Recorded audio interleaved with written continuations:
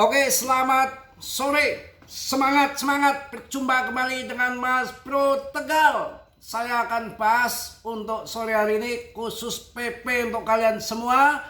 Kondisinya kuat, tertahan di level itu ya. Pokoknya mau hancur, mau membre, mau dower, mau perang nuklir, mau jedot-jedot berkutakan kemanapun, PP tenang saja. Kita holding.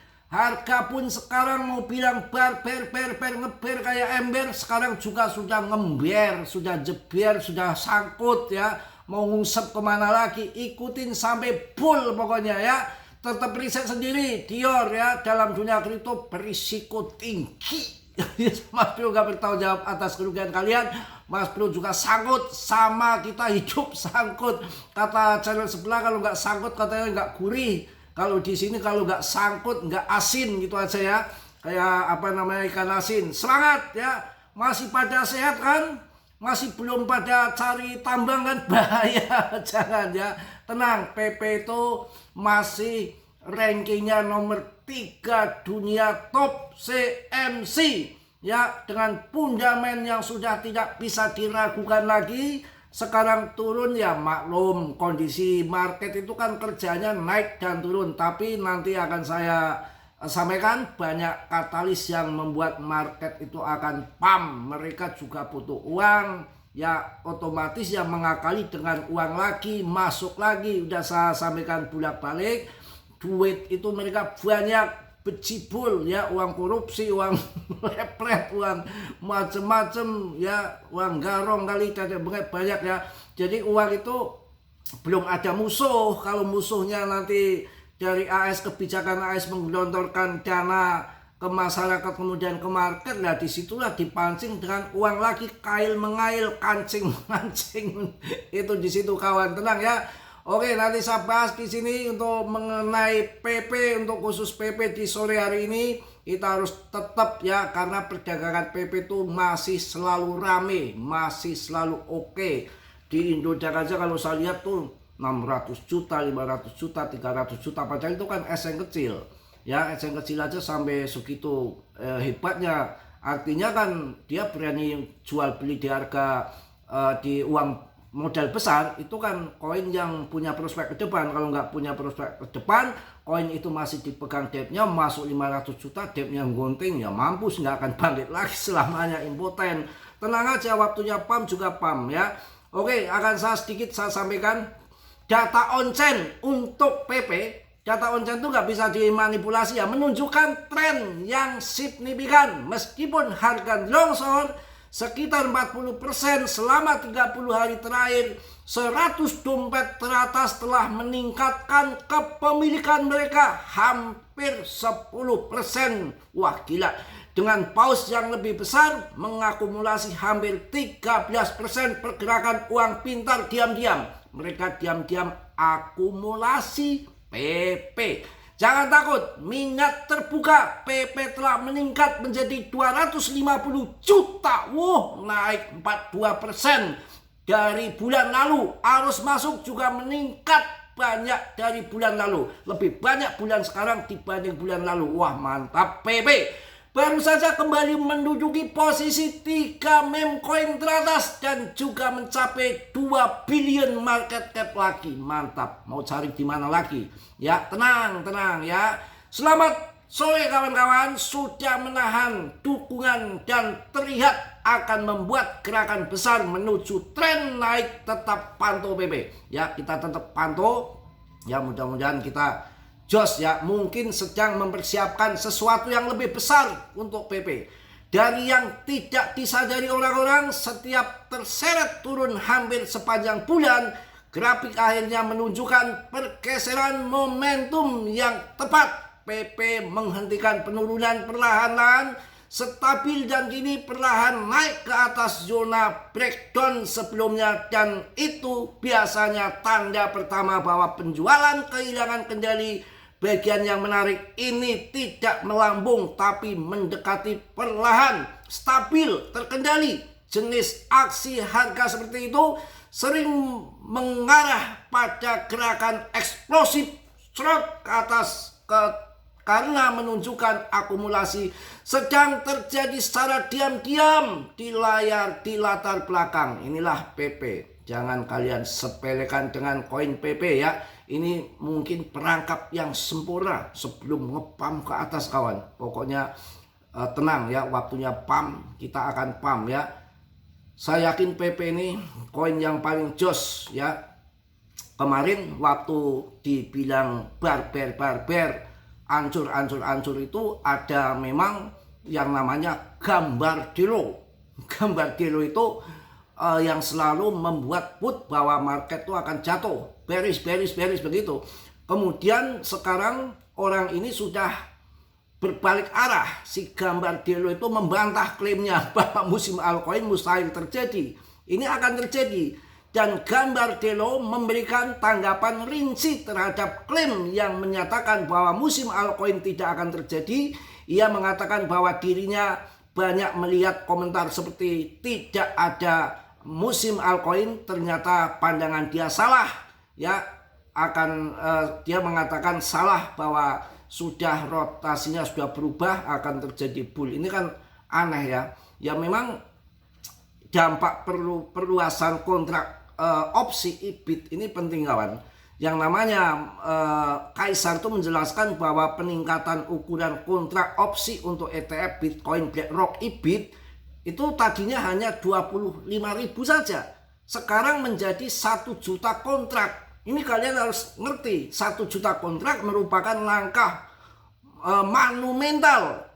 Ini tidak hanya menyelesaikan masalah penghalang ukuran yang dihadapi pembuat pasar, tetapi juga menandakan kedatangan volume institusional yang besar dalam pasar Bitcoin, yang mana diperkirakan sampai tidak karuan terbangnya. Kalau orang Tegal tidak karuan katanya ya. Dan bisa dikatakan reaksi pasar terhadap perubahan Nasdaq juga penting. Yang namanya si Jeff Mipar, seorang ahli pasar, juga memuji langkah ini, menyatakan bahwa pasar opsi ETF Bitcoin BlackRock ini mendapatkan perlakuan yang sesuai dengan adanya peningkatan signifikan dalam limit kontrak. Kan tempo hari kan hanya 25.000, sekarang 1 juta ya.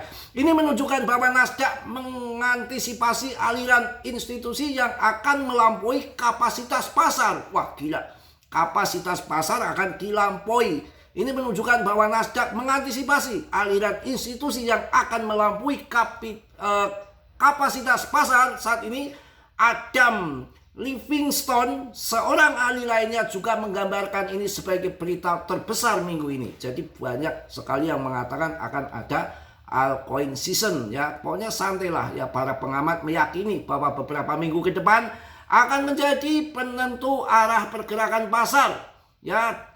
Pokoknya tenang ya, yang mana bahwa kinerja ketiga aset di pokoknya bla ya, perdebatan tuh mengenai musim altcoin itu lagi berlangsung ya, mengatakan ada bear, ada pump, tapi untuk dukungan bear itu belum ada yang mengatakan bahwa fundamen untuk bear itu nggak ada, fundamennya itu masih untuk bull ya. Pokoknya yang juga seseorang Van de People ini menjelaskan juga bahwa pola ini sudah berulang dalam siklus. Grafiknya nggak saya tampilkan ya.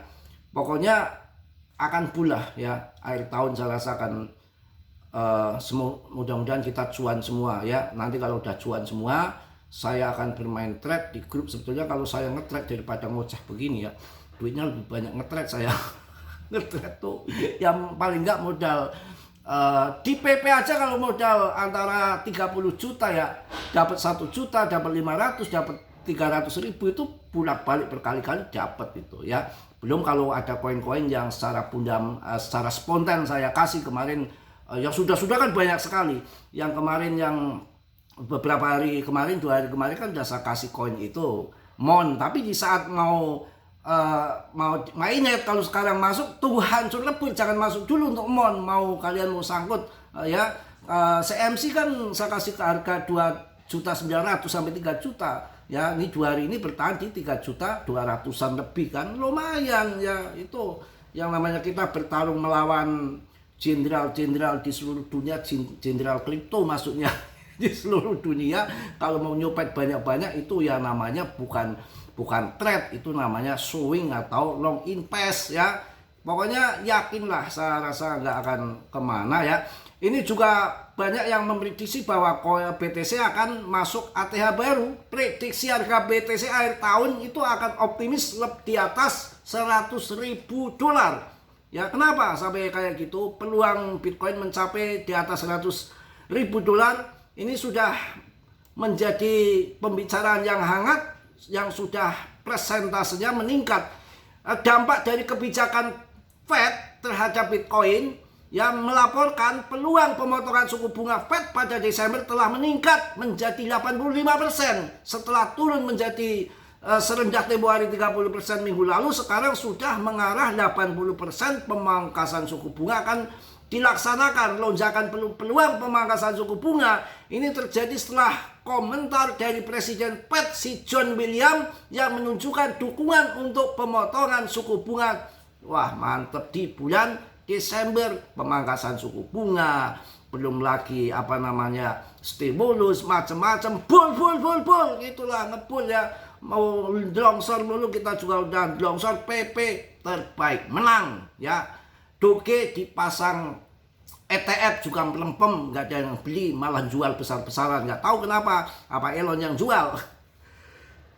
Aduh, mohon maaf nih, batuknya luar biasa ya, menggegan pokoknya ngantuk, biar nggak ngantuk, bodo amat ya, tenang ya. Sementara itu laporan inflasi PPI juga memperkuat kasus untuk pemotongan lain karena menunjukkan bahwa pasar tenaga kerja yang melemah, adanya kekhawatiran yang lebih besar daripada inflasi yang meningkat. Selain itu, sebagai bagian dari pivot dopis Fed, Bank Sentral AS berencana mengakhiri pengetatan kuantitatif QT pada 1 Desember yang bisa membuka jalan untuk pelonggaran kuantitatif QE. Wah mantap ini, jos pokoknya. Ya, prediksi akhir tahun turn the moon dalam wawancara di CNBC. Closing bell ketua Bitmain si gemblong Tom Lee ini menyatakan bahwa Bitcoin kemungkinan akan berada di atas $100.000 pada akhir tahun. Ini juga mengangkat kemungkinan bahwa kripto utama ini bisa mencapai rekor di atas 126.000 sebelum tahun berakhir. Jos gandos ya. Wah pokoknya itulah yang saya sampaikan hari ini. Tetap semangat, bukan berita negatif mulu. Sarsor delongsor hobi banget ya. Tenang ya, pangkas suku bunga pam duri dam, begitu aja ya. Udah sore, udah capek ya. Kita harus mandi dulu. Kalau mandi ya sambil ditarik ya. Umpamanya 1 hari 1 mili, 1 bulan berapa senti gitu. Apanya Mas Bro, taulah, pikir sendiri, nanti larinya kemana-mana. Hanya bercanda saja membuat kalian semangat. Pokoknya PP turn the moon. Sebelum turn the moon jangan keluar ya. Pokoknya riset mandiri, Mas Bro tidak bertanggung jawab atas kerugian kalian. Semua kerugian ditanggung masing-masing. Ya mudah-mudahan cuan bersama, bukan gigit jari bersama. Ya main kripto itu harus punya komunitas. Ada yang bimbing, ada yang ngontrol supaya kalian enggak terjerumus ke jurang kehancuran ya. Ini adalah murni game ya. Semua ditanggung jawab masing-masing. Mas Bro tidak bertanggung jawab. Selalu saya ingatkan, dalam dunia kripto berisiko tinggi, bisa cuan, bisa kere. Ya itu yang terjadi. Mas Bro juga manusia biasa, tentunya nggak sempurna, mohon maaf yang sebesar-besarnya. Yang sempurna hanya milik Allah Subhanahu wa Ta'ala. Yang positif kalian ambil, yang buruk kalian tendang. Kiranya sudilah yang belum subscribe untuk meng-subscribe. Yang sudah, Mas Bro ucapkan banyak-banyak terima kasih. Salam dari Tegal Mas Bro. Wassalamualaikum warahmatullahi wabarakatuh. Jos.